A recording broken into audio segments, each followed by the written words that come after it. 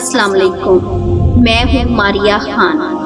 आप सुन रहे हैं मारिया खान की आवाज़ में खूबसूरत अल्फाजों के खूबसूरत मजमूए को जो ज़िंदगी की तमाम हकीकतों से ताल्लुक़ रखें।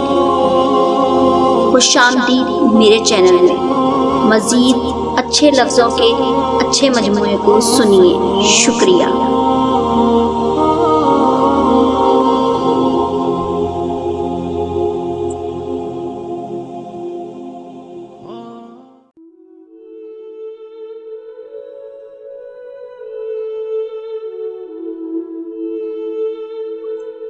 वेखनी मां मैं बदल गया वां, वेखनी मां मैं बदल गया वां,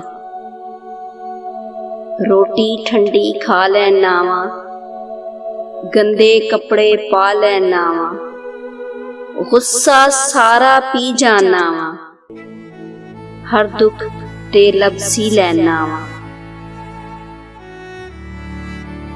सारियां गल्लां जर लैना वां, ठंडा होका भर लैना वां, पर किसे नू कुछ नहीं दसदा, हर वेले मैं रहिंदा हसदा,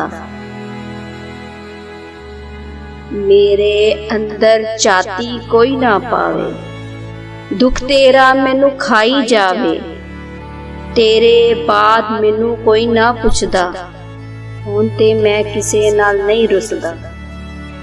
वेखनी मां मैं बदल गया, वेखनी मां मैं बदल गया वां।